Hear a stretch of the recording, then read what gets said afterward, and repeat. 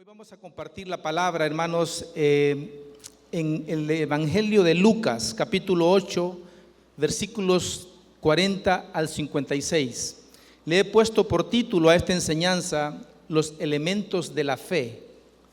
Esta historia también está narrada en Marcos, capítulo 5 y Mateo, capítulo 9. Si ustedes pueden tener ahí con su separador, ¿verdad? Por favor, les pido ese favor. Vamos a pedirle a los niños menores de 11 años que puedan bajar, ¿verdad?, para las clases que ya tienen preparadas sus maestros. Amados hermanos, creo que todos ustedes conocen un himno que se llama Estoy bien con mi Dios. Este himno, hermanos, lo escribió un hombre llamado Horatio Spafford, que nació en octubre de 1828. Yo creo que muchos de ustedes conocen esta historia. Horatio Spafford fue un reconocido abogado, ¿verdad?, y también un devoto presbiteriano que se mudó a la ciudad de Chicago. Él nació en Nueva York, pero vivió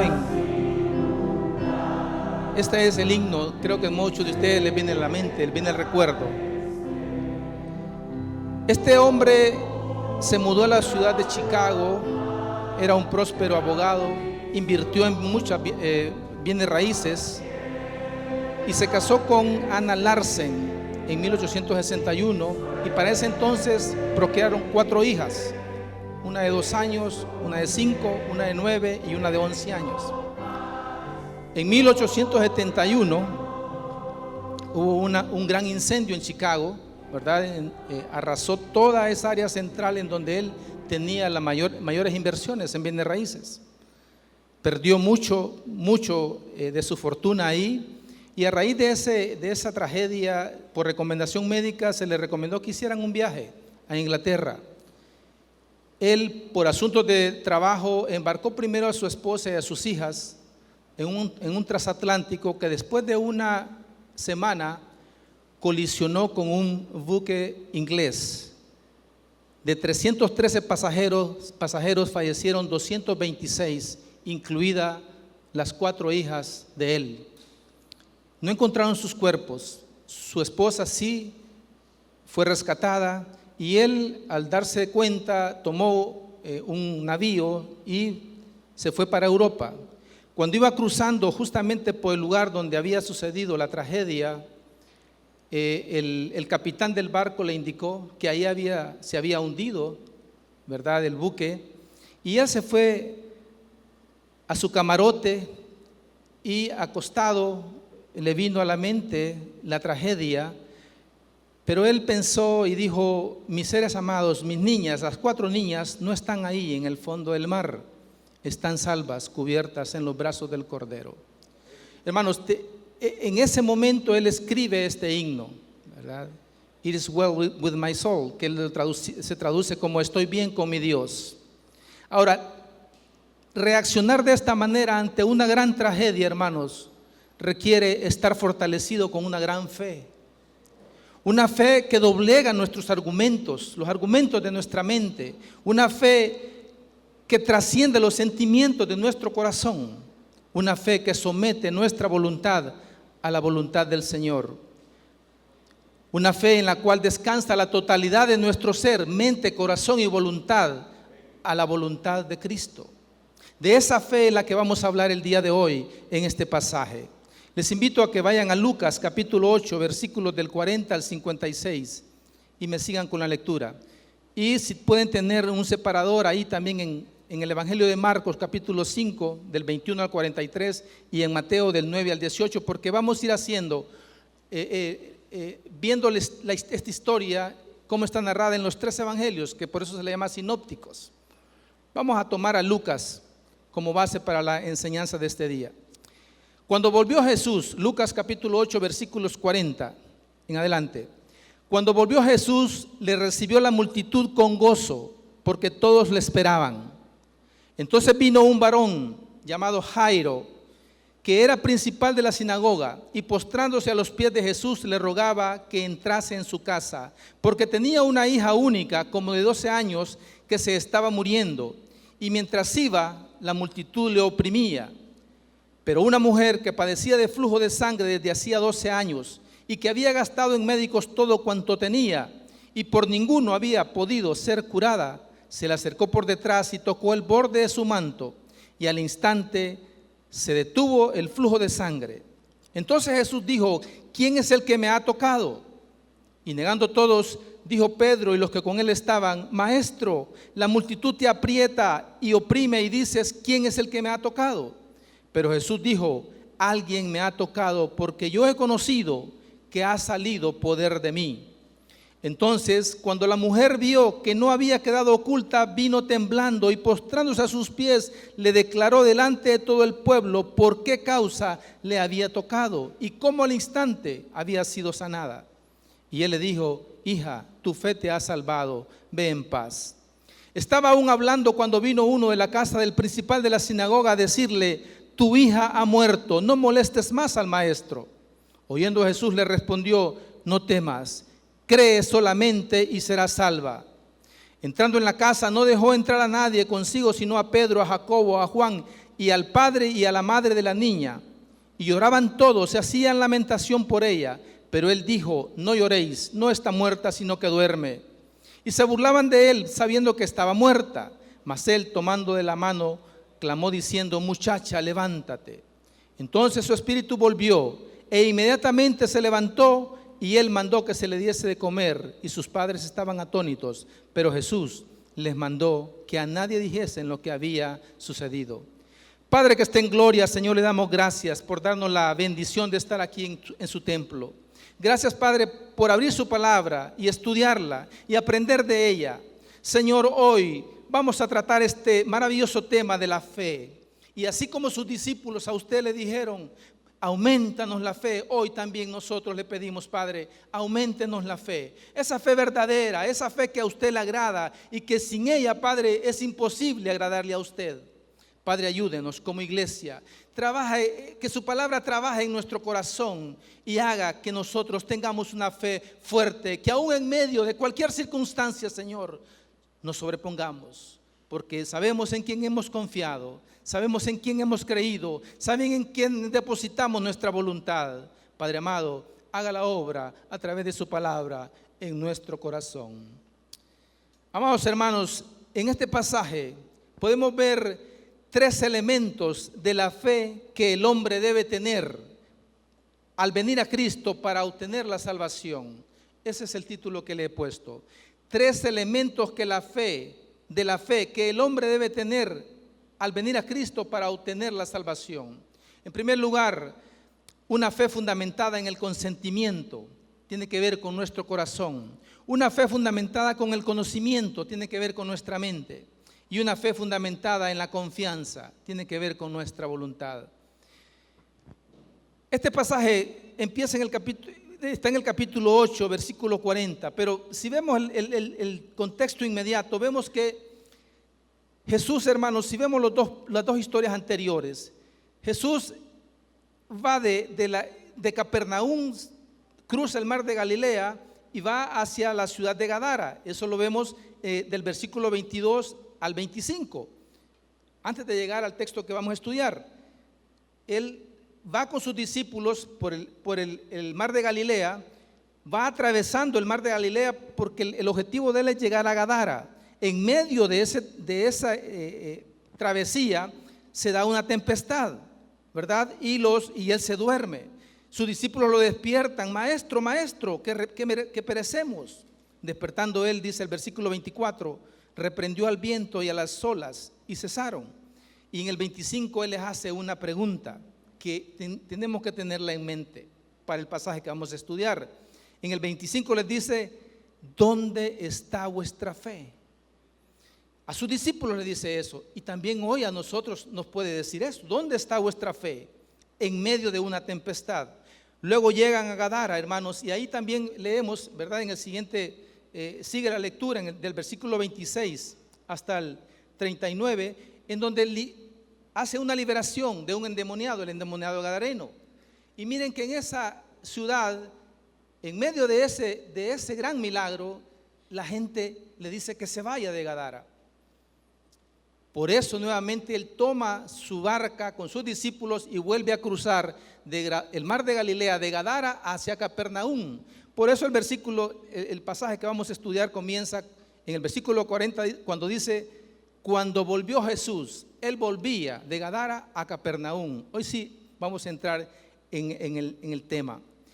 Algo importante también, hermanos, que antes de analizar ya el texto, debemos entender qué es la fe verdadera, qué es la fe salvadora. Hermanos, la fe salvadora, la fe verdadera es el compromiso fundamental de la totalidad de nuestro ser con la totalidad de Cristo. Involucra que nosotros con nuestra mente, nuestro corazón y nuestra voluntad aceptamos al Señor como nuestro Salvador y nuestro Dios. Entonces la fe verdadera tiene un elemento intelectual, sí, nuestra mente, un elemento sentimental, que es nuestra emoción, nuestro corazón, y un elemento evolutivo, que es nuestra voluntad. Con la mente nosotros abrazamos el primer principio, el primer elemento de la fe, el conocimiento. Es decir, conocemos la verdad de la persona y la obra de Cristo. Una vez con el conocimiento, nuestro corazón responde con el consentimiento, es decir, con el beneplácito de aceptar a Cristo como lo único suficiente para nuestra salvación. Y a eso responde nuestra voluntad, apropiándonos de Él como nuestro Salvador. Esos son los tres elementos de la fe salvadora, la fe verdadera, que vamos a estudiar en este pasaje. Algo importante también que quiero hacer notar, hermanos, que conocemos que en la Biblia hay diversos tipos de géneros literarios. Hay poesía, ya lo hemos visto, hay epístolas, cartas, como la de Pablo. Este es un género que le llamamos narrativa. Y en la narrativa nosotros tenemos que, para estudiar un texto, identificar las escenas, cómo está narrada la historia. Y aquí lo pudimos ver, no sé, podemos ver el texto, que ahí hay 3 escenas bien marcadas.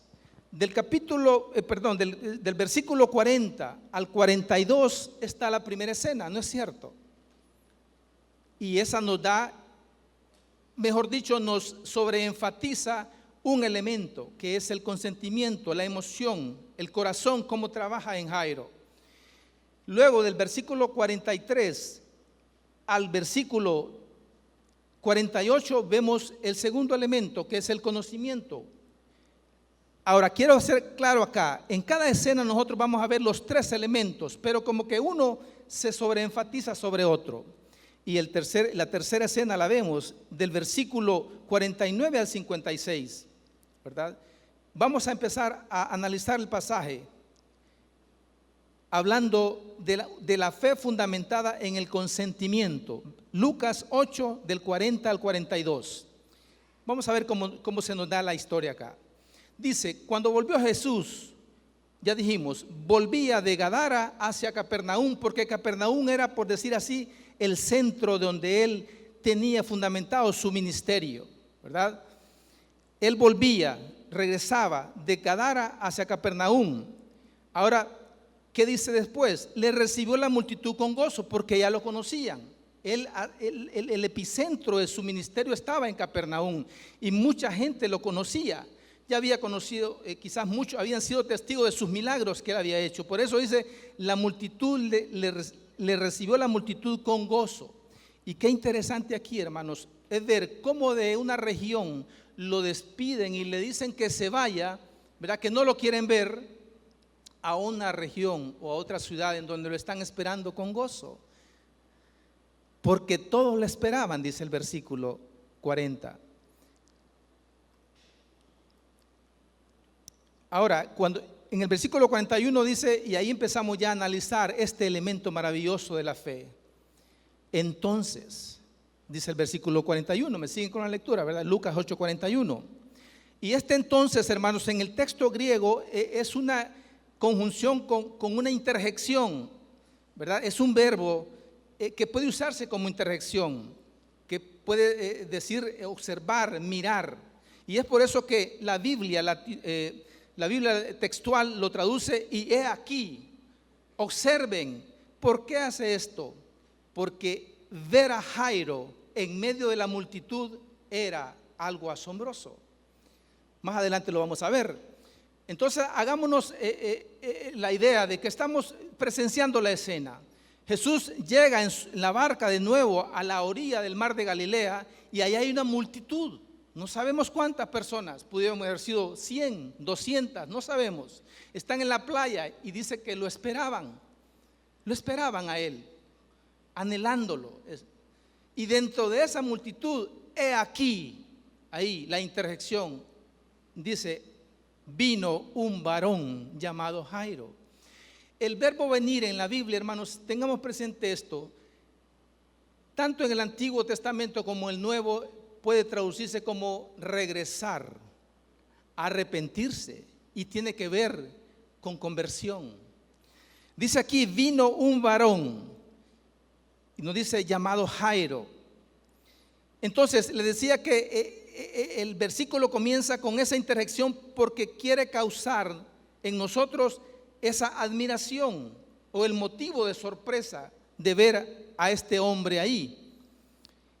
Probablemente Jairo vive también en Capernaum, conoce lo que Cristo ya ha hecho ahí, conoce quizás de muchos milagros anteriormente a esto, porque no iba a ir a ciegas. Ahora sigue la lectura, dice, vino un varón llamado Jairo que era principal en la sinagoga. Por eso es la admiración de la historia.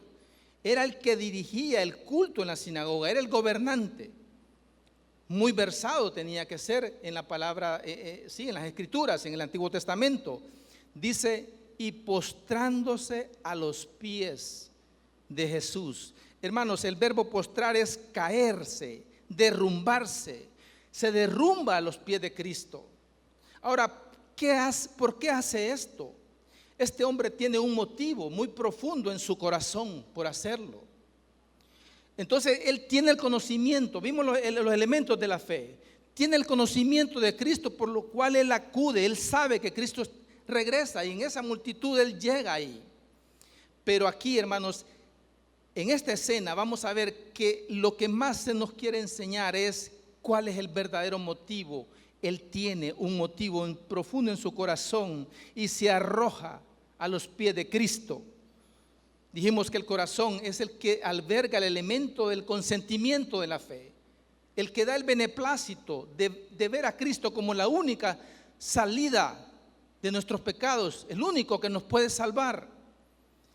Versículo 42 nos dice la explicación. ¿Por qué él se derrumba? ¿Cuál es el motivo que tiene en su corazón? Porque tenía una hija única. Hermanos, los que somos padres fácilmente entendemos esto, y las madres también, desde luego. A veces las niñas nos mueven a nosotros. El hermano Rodolfo tiene 2, yo creo que lo mueven mucho más, ¿verdad? El doble que a los que tenemos solo una. Tenía una hija única. Y Marcos, les dije que si tenían ese separador pueden ir a Marcos 5:23, nos da un detalle muy interesante. Dice que él se postra, antes de hablar él se postra a los pies de Cristo. En el versículo 23, Marcos 5:23 dice, y le rogaba mucho diciendo, habla una vez postrado, ¿qué le dice? Mi hija está agonizando. Y aquí en Marcos, en el griego, se usa un disminutivo, es decir, y que lo dice la Biblia de las Américas y la Nueva Traducción Viviente. Mi hijita, le dice, mi hijita está agonizando. Así le dijo Jairo. Y eso demuestra el profundo amor que este hombre tenía por su hija. Dice que es hija única. No sabemos si tenía hijos varones, pero que la hija sí era única o solo tenía ella. Mi hijita está agonizando. Y era ya una adolescente, hermanos. Pero la trata como su hijita, como tratamos a una niñita de 1, 2, 3 años, porque los padres somos así. A veces nuestras hijas llegan a 30, 40 años, aún casadas, pero son nuestras hijitas. Ahora, ¿cómo le dice más adelante? En Marcos 5:23, mi hijita está agonizando, ven y pon las manos sobre ella para que sea salva y vivirá. Eso es también conocimiento. El elemento de la fe, del conocimiento, se une al elemento del corazón, del consentimiento, del beneplácito, porque le dice: pon tus manos sobre ella para que sea salva y vivirá. Ahora, hermanos, si vemos ya esta primera escena, y aquí el énfasis que se nos da es el elemento de la fe, que es el consentimiento. Pero vimos que Jairo tiene conocimiento de Cristo. Él tiene fe en Cristo. Romanos 10:17 nos dice: así que la fe es por el oír, y el oír por la palabra de Dios. Este hombre había oído de Cristo ahí en Capernaum, había oído el evangelio de Cristo, conocía la persona y la obra de Cristo para haberse movido hacia él. Y es por eso que se nos da como sobreenfatizando el elemento que él da a mostrar acá, es el elemento de su corazón en la fe. Ahora, una pregunta, hermanos: ¿cómo está tu corazón? ¿Cómo está mi corazón? Si no has venido a Cristo y conoces de Cristo, es porque tu corazón sigue duro. En Jeremías 31:33 nos dice el Señor: pero este es mi nuevo pacto, el pacto que haré con la casa de Israel. Después de aquellos días, dice Jehová, daré mi ley en su mente y la escribiré en su corazón, y yo seré a ellos por Dios y ellos me serán por pueblo. Ezequiel 36:26: os daré corazón nuevo y pondré espíritu nuevo dentro de vosotros, y quitaré de vuestra carne el corazón de piedra y os daré un corazón de carne. Yo le digo, amigo, si aún no ha aceptado a Cristo, evalúe su corazón. Conoce, ha oído el evangelio, tiene el conocimiento de quién es Cristo, de cuál es su obra, pero sigue endureciendo su corazón. Ríndase a Él, ríndase, no le queda otra alternativa. Él es la única solución para nuestro pecado. Y nosotros que ya venimos a Cristo, si ustedes se fijan en el título, yo le puse 3 fundamentos de la fe que debe tener un hombre al venir a Cristo para obtener la salvación. Pero los que ya estamos los que tenemos ya la salvación, también va para nosotros. Porque una vez ya salvos, ¿cómo sigue nuestro corazón? Porque estos elementos deben prevalecer en nosotros. No solo son para ya ser salvos. Siendo salvos, ¿cómo están estos elementos en nosotros? Conocimiento, nuestro corazón, nuestra voluntad sometidas a Cristo. Ok, vamos al segundo. El segundo elemento es la fe fundamentada en el conocimiento. Y eso entonces lo vemos ya en la segunda escena. ¿Me están siguiendo? Lucas 8, del versículo 43 al 48. Dice: pero una mujer. Ahí es claro cómo cambia la escena, ¿no es cierto? Y se nos introduce con un pero, que es una conjunción adversativa, ya lo conocemos. Hace un contraste, ¿verdad? Desde el momento en que nos dice el pero. Y aquí, hermanos, es interesante meditar en este contraste. ¿Por qué se introduce así el versículo 43? Y el contraste, hermanos, yo pude aquí, ustedes podrán observar otras, si lo estudian también a fondo, podrán estudiar, ver otras cosas.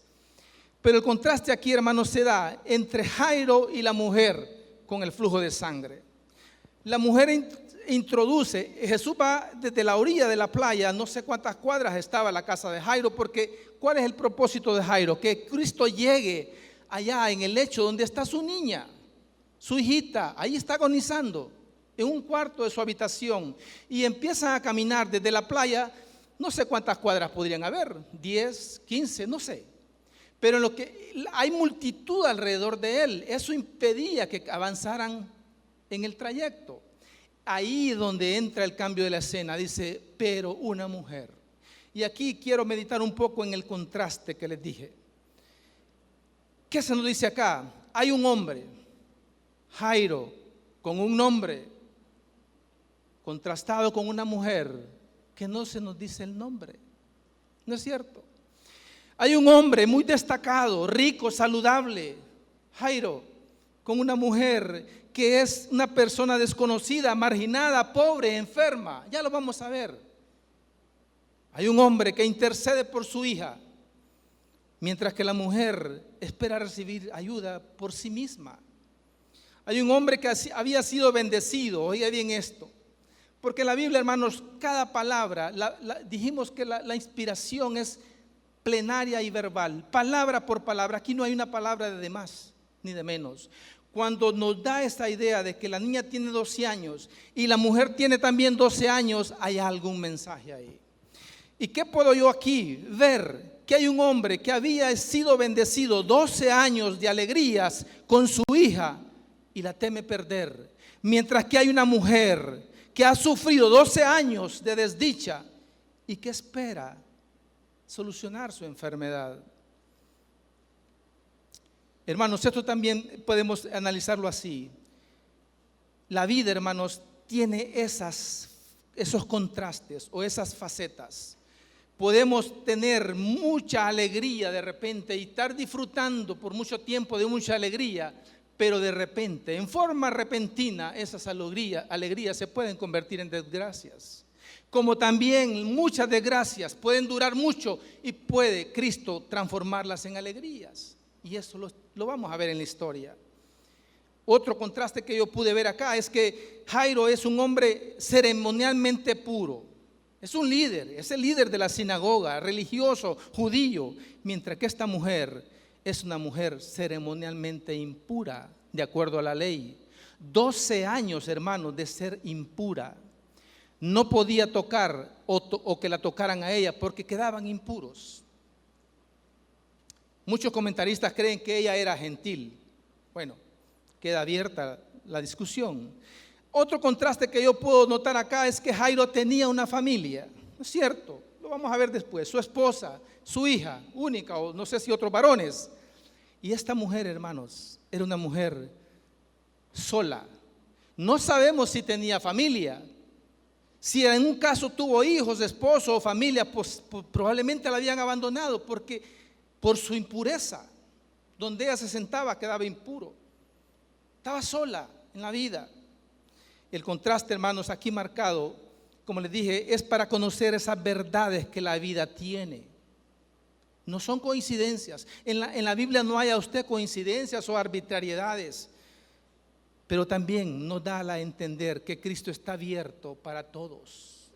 Y lo dice Mateo 11:28, venid a mí todos los trabajados y cargados, y yo os haré descansar.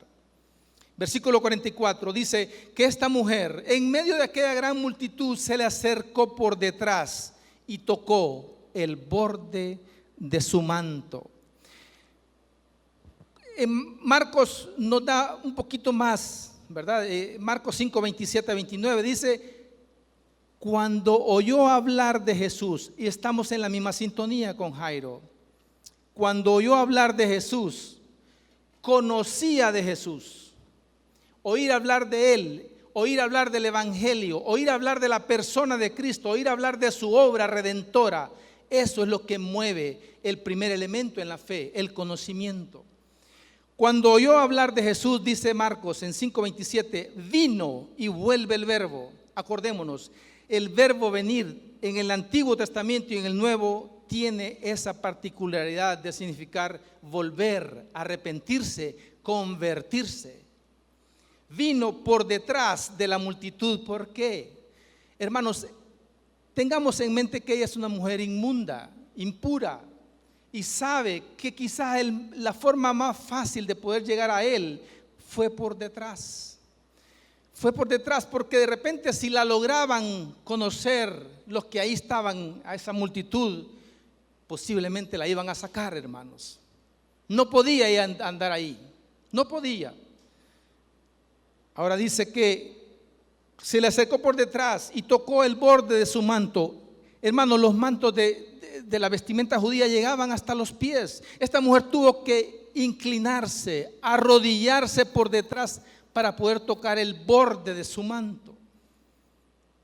Y ahí puede salir otro contraste. Mientras que Jairo llega por delante y se postra al Señor también, ella lo hace por detrás, por la posición de inmundicia que ella tiene. Ahora, en el versículo 28, en Marcos 5, 28 dice, porque decía, oiga bien esto no lo dice Marcos, si tocares solamente su manto, seré salva. ¿Qué significa eso? Que ella conoce de Cristo. Ella sabe quién es Cristo. Y su fe se impregna ¿de qué? Del conocimiento. Ese elemento fundamental, ¿verdad? Y que podría ser, por decir así, el primero. En Romanos 10:14 dice: ¿cómo pues invocarán a aquel en el cual no han creído? ¿Y cómo creerán en aquel de quien no han oído? ¿Y cómo oirán sin haber quien les predique? Ella dice, Marcos, cuando oyó hablar de Jesús. Y no solamente oyó de que él había llegado ahí a la orilla del mar de Galilea, ella había oído ya hablar de Cristo. Tenía el conocimiento. Por eso su pensamiento principal aquí en su mente dice, si tocare solamente el borde de su manto, seré salva. Esa es fe basada en el conocimiento. Entonces vino por detrás, dice, ya le dijimos, el verbo venir, acordémonos bien, arrepentimiento, fe, conversión. Ahora el verbo tocar, hermanos, no es un toque así, solo así suave. El verbo en el griego significa aferrarse al manto, lo aprieta. El borde del manto del Señor se aferró, se agarró, dice la Biblia textual, la traducción de Biblia textual, se agarró del borde de su manto. Y ella al instante se detuvo el flujo de su sangre.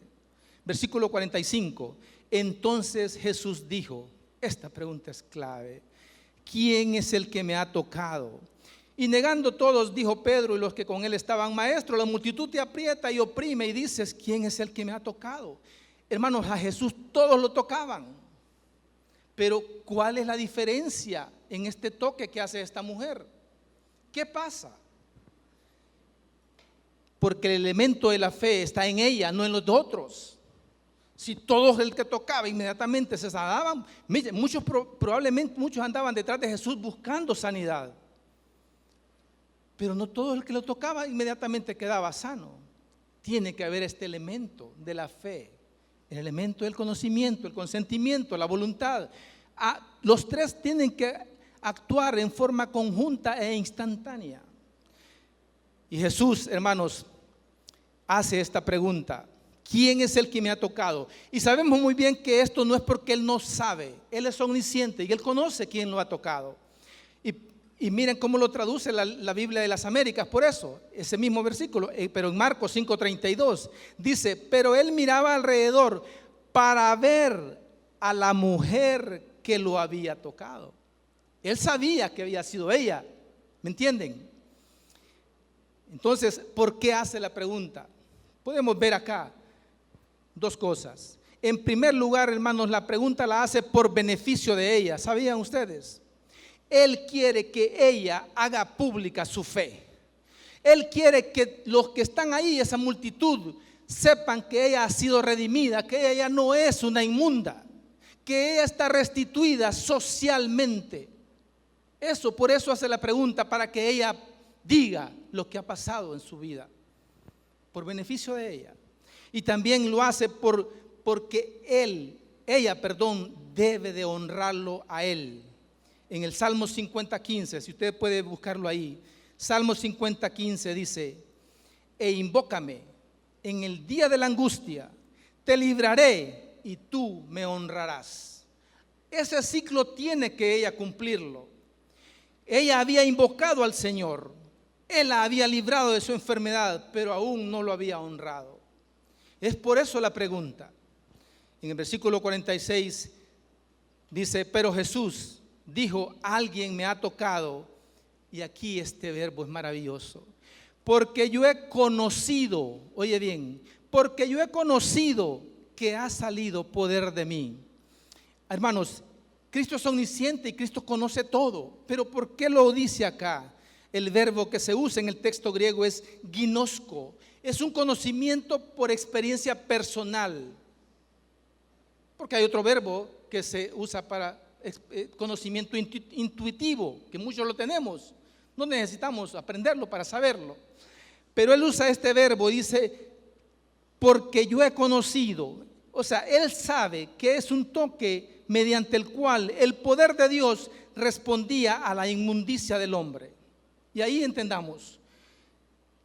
Recordemos que la mujer es inmunda. Incluso si ella lo tocaba, él quedaba inmundo, porque así estaba la ley. El verbo conocido entonces les decía que es un conocimiento por experiencia personal, y aquí el Señor está invocando la experiencia personal en su naturaleza humana. A través de su naturaleza humana ha salido el poder sanador y salvador del Señor, de Dios. Entonces, hermanos, aquí el Señor nos está diciendo que esa sanidad, esa salvación llevaba implícito la experiencia que Él en su cuerpo iba a tener en su sufrimiento de su naturaleza humana para poder salvarla. Eso nos dice Isaías 3, 4 al 5. Ciertamente Él llevó nuestras enfermedades y sufrió nuestros dolores, y nosotros lo tuvimos por azotado, por herido de Dios y abatido. Mas Él herido fue por nuestras rebeliones, molido por nuestros pecados. El castigo de nuestra paz fue sobre Él, y por su llaga fuimos nosotros curados. Eso es lo que Él nos está diciendo. Yo he conocido que por mi naturaleza humana, porque Él tiene naturaleza divina, naturaleza humana unidas, Él sabe que por su naturaleza humana ha salido el poder salvador de Dios. Por eso utiliza el verbo, para darnos a entender que su sufrimiento en la cruz es la que causa, es la que nos va a dar la seguridad de nuestra salvación. Es la que le estaba dando la seguridad de la salvación y la sanidad a esta mujer. No era nada mágico, hermanos. Eso también hay que entenderlo aquí. Nada supersticioso, sino un milagro. Porque el objeto de la fe de ella le quiere dar a entender también que no es el manto. Porque eso entendámoslo. Es Él mismo, es Él como persona y como su obra la que nos garantiza la salvación. Versículo 47. Entonces, cuando la mujer vio que no había quedado oculta, vino temblando y postrándose a sus pies, le declaró delante de todo el pueblo por qué causa le había tocado y cómo al instante había sido sanada.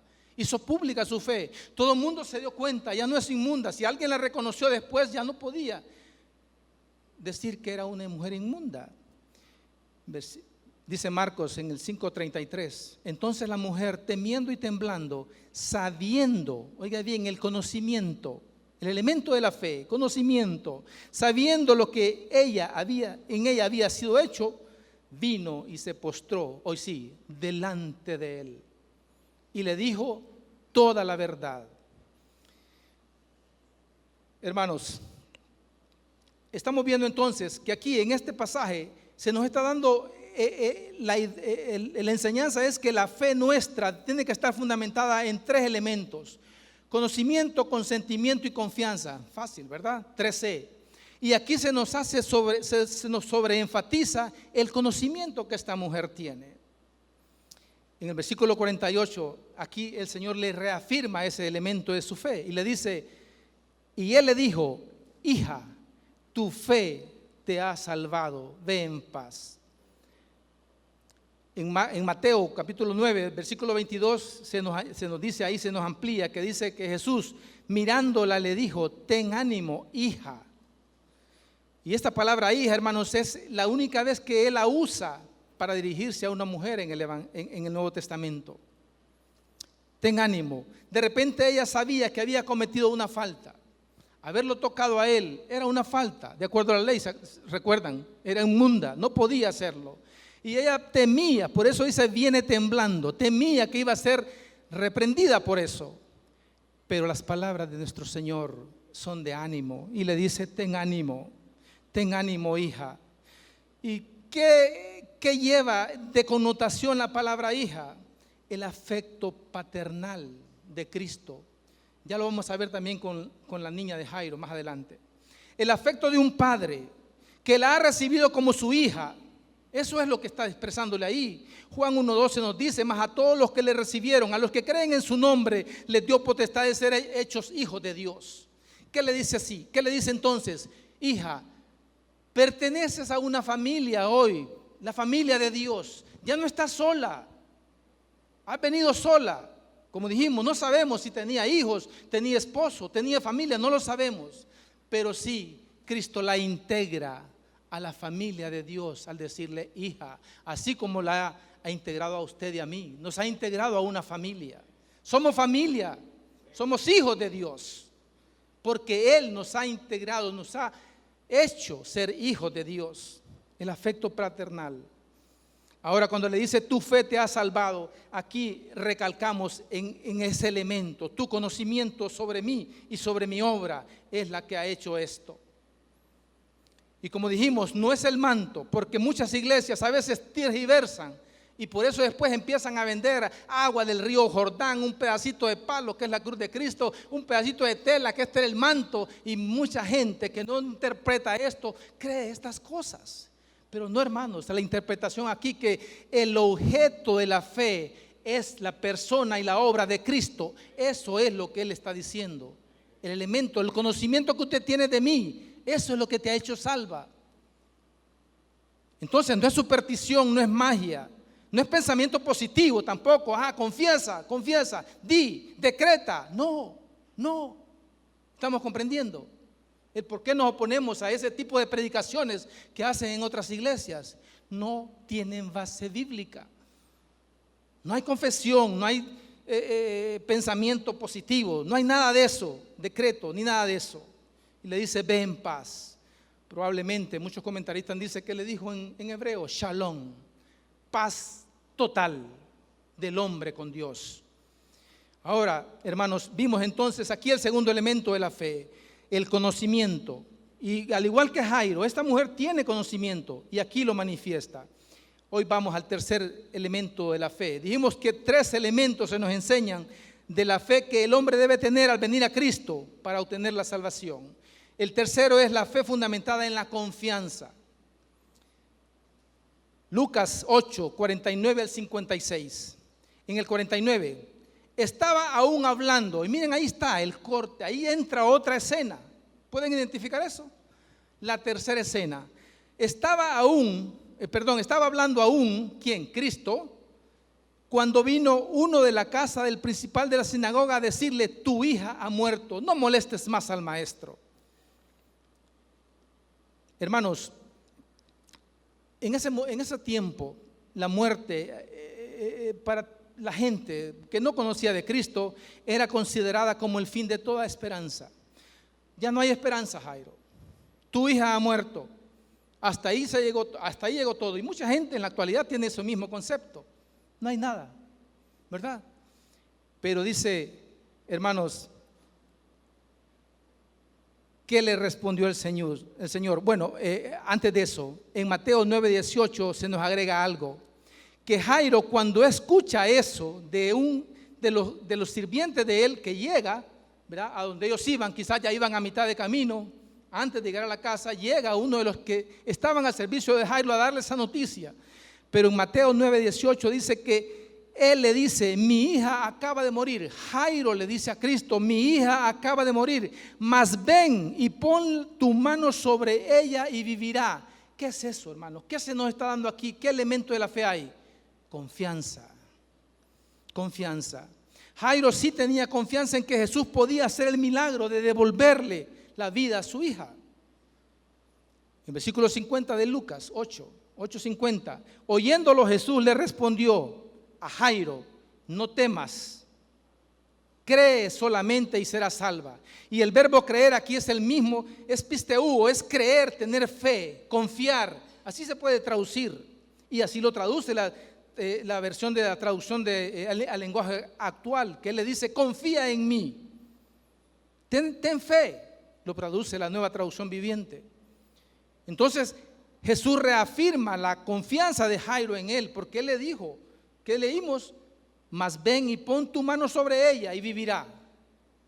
Hay confianza. El tercer elemento que estamos viendo, dijimos que antes, lo vimos antes de ver este pasaje, y por eso les dije, tengámoslo en mente. En el capítulo 8, versículo 25, Él les dice a sus discípulos, ¿dónde está vuestra fe? Si lo unimos con esta historia, él nos puede decir ahorita: ¿dónde está tu conocimiento acerca de mi persona y mi obra? ¿Dónde está tu consentimiento, es decir, el beneplácito de que yo soy tu Salvador? ¿Dónde está tu confianza en mí? ¿Dónde has puesto tu voluntad? Dice el versículo 51. Entrando en la casa, no dejó entrar a nadie consigo, sino a Pedro, a Jacobo, a Juan y al padre y la madre de la niña. Hermanos, los funerales hebreos en ese tiempo eran todo un alboroto, así lo dice después, ¿verdad? Miren, contrataban plañideras, le llamaban, mujeres que eran especialistas en llorar, lamentar, se rasgaban, se tiraban al suelo, hacían un gran espectáculo. También contrataban flautistas que en medio de ese relajo que tenían las plañideras sonaban sus flautas, y ya se imaginan, ¿verdad? En este versículo dice: entrando a la casa, significa que el Señor logra llegar a la casa de Jairo después de toda esa travesía que habíamos estado. Entra a la casa. No dejó entrar, dice, sino a Pedro, Jacobo, Juan. Ahí hay más análisis, por el tiempo no lo damos. Y al padre y la madre. 5 personas entran con él a la habitación donde está la niña. Versículo 52 nos reafirma lo que le estaba diciendo. Y lloraban todos, dice, y hacían lamentación por ella. A veces, hermanos, ellos contrataban estas plañideras, pero honestamente ver morir a cualquier persona le toca el corazón a uno. Si es familiar de uno directamente, es doloroso. O alguien, aunque no sea familiar, toca nuestro corazón. Humanamente somos débiles ante ese momento de la muerte. Y sobre todo ver morir un niño es más dramático. Duele, hermanos, a cualquiera le duele, por el sentimiento humano que tenemos. En el versículo 52 dice: y lloraban todos y hacían lamentación por ella, sí, por la niña. Pero él dijo: no lloréis, no está muerta, sino que duerme. En Mateo 9:23 nos añade lo que les dije. Dice que Cristo viendo a los que tocaban flauta y la gente que hacía alboroto, ya se imaginan, era un alboroto lo que había ahí cuando él llega a la casa de Jairo. Ya muchos vecinos quizás habían llegado ahí, habían preparado todo el funeral, pero él les dice: ¿por qué alborotáis y oráis? No lloréis, no está muerta, sino que duerme. Y aquí se nos introduce esta metáfora que ya la hemos visto, ¿verdad? La muerte como un sueño. Como un sueño. Eso es lo que nos está diciendo acá. ¿Qué nos da a entender? Como algo temporal. Y que así como nosotros no le tememos al dormir, tampoco le debemos tener temor a la muerte. De igual forma, hay esperanza. ¿Por qué? Porque los judíos, la mayoría del pueblo, decían que con la muerte se acababa toda esperanza, pero Cristo aquí está diciéndonos: no, hay esperanza después de la muerte, en esta metáfora. Versículo 53. Y se burlaban de él sabiendo que estaba muerta. Tenían razón, sí, estaba muerta, efectivamente, estaba muerta. Lo que no había ahí de los que se burlaban de él era que no tenían la confianza en él, el elemento de la fe que estamos queriendo ver acá en el pasaje. Y es que estas mujeres y todos estos flautistas, hermanos, eran especialistas, imagínense, de pasar súbitamente de estar en un gran llanto a pasar a darse grandes carcajadas. Eso es lo que dice este texto. Se burlaban, se reían, se mofaban de él. Después de haber estado con gran lamentación, hoy se estaban riendo de Cristo, queriéndolo humillar. ¿Qué dice después el texto?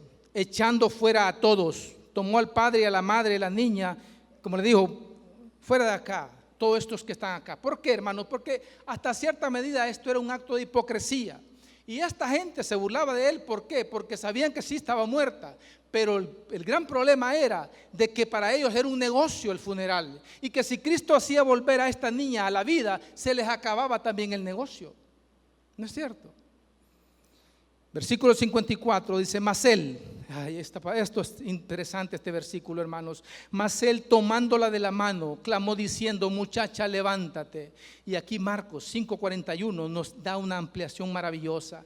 Dice Marcos 5:41: y tomando la mano de la niña le dijo: talita cumi. Yo sé que usted ha escuchado esto. Talita Cumi, que traducido es: niña, a ti te digo, levántate. Hermanos, Cristo se dirige a la niña, y aquí miren, tocar el cuerpo de la niña también era un acto que no era permitido, ¿verdad? Cristo lo hace, porque Él tiene el poder sobre la muerte.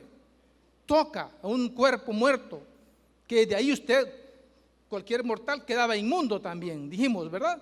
Pero Él la toca, la toma de su mano y dice, clamó en voz alta y voz fuerte. He tratado de imaginarme cómo pude hacer esto y no he podido, hermanos. Es voz alta y voz fuerte, pero también está llena de mucha ternura y mucho cariño para la niña cuando le dice Talita. Y usa el arameo, hermanos, porque en arameo está escrito esa frase porque es la lengua nativa de la niña. Los niños judíos, hebreos, aprendían como lengua materna el arameo y el hebreo, y luego aprendían el griego. Él dice Talita. Hermanos, puede entenderse la frase con mucho cariño: hijita, levántate. Es el cariño de un padre hacia una hija. Significa que esta niña, al oír a Cristo, es como que escuche cómo lo levantaba su padre todas las mañanas. Así como usted cuando va a despertar a su niño, a su hijo o su hija para que vaya a la escuela, ¿cómo la levanta? Hijita, hijita, ya es hora. Y la niña se da vuelta y usted le sigue diciendo, cariño. Eso es lo que Cristo está haciendo. Y esto, ¿sabe qué? Nos debe impactar, porque tenemos un Dios cariñoso, hermanos. Un Dios que nos ama con amor eterno y nos trata de esta manera. Hijita, hijita. Así la estaba despertando Cristo. Pero era una voz con voz alta, dice acá. La voz no era para despertarla, hermanos, ¿verdad? No era para despertarla, pero Él la da en voz alta para demostrar su autoridad, para demostrar su poder. Le dice, hija, levántate. Mi niña pequeña, levántate. Y Él usa el Talita Cumi. Cum es el verbo, el imperativo, Cumi, en hebreo. Era un imperativo divino, se le llama. Un imperativo que no se puede resistir. Entonces, ¿hacia quién dirigía el imperativo el Señor? ¿A la niña o a la muerte o a la vida? A la muerte, para que devolviera la niña a la vida. Y en efecto así sucede. En el versículo 55, ya casi para terminar. Entonces su espíritu volvió e inmediatamente se levantó y Él mandó que se le diese de comer. No porque la niña tenía hambre o se levantó toda desmayada, así media moribunda. No, la restauración había sido completa. La niña dice que caminaba ahí en la sala, en la habitación. Se le dio de comer para demostrar que la resurrección era un hecho. No es que estaban ellos viendo una visión, porque ¿qué dice más adelante? Que sus padres estaban atónitos. Versículo 56. Y sus padres estaban atónitos, significa estaban espantados. La versión de la Reina Valera de 1909 dice, y se espantaron de grande espanto. Estaban fuera de sí, dice una versión Nácar Colunga de este versículo. Denle de comer para demostrarles que es un hecho la resurrección de ella. Y luego dice que a nadie dijesen lo que había sucedido. Ahora, hermanos, cerrando ya la historia, vemos que en esta historia se nos enseña tres elementos que de la fe que el hombre debe tener al venir a Cristo para obtener la salvación. Vimos, el primero es el conocimiento, pero en la historia vemos que en cada escena están los tres, pero se sobreenfatiza uno de ellos. En la primera escena vimos que se sobreenfatiza el consentimiento, es decir,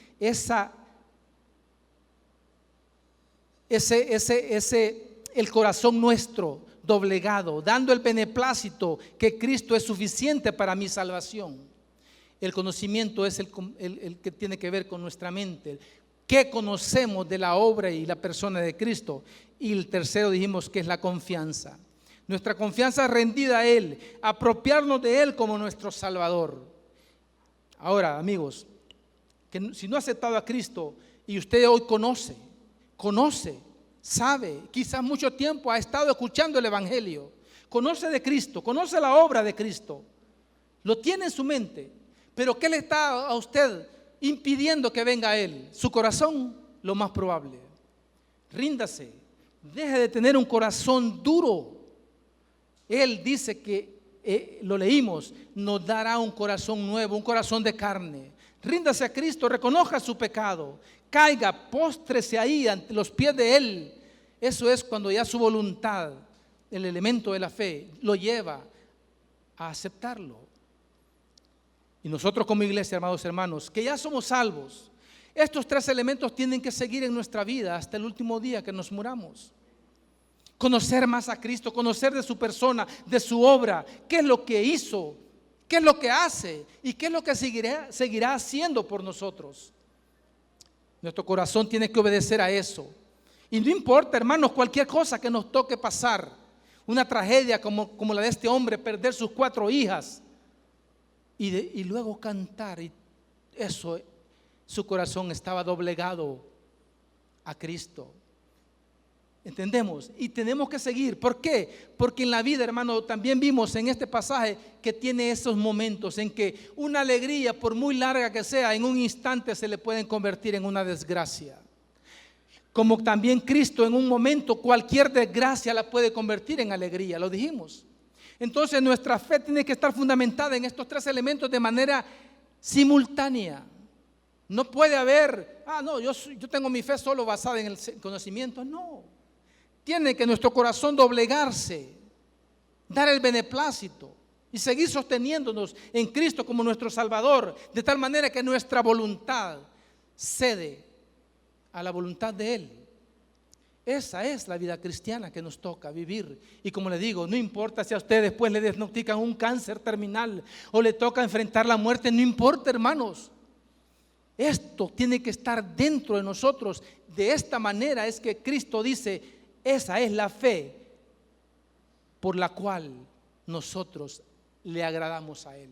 Sin fe es imposible agradar a Dios. Este tipo de fe es.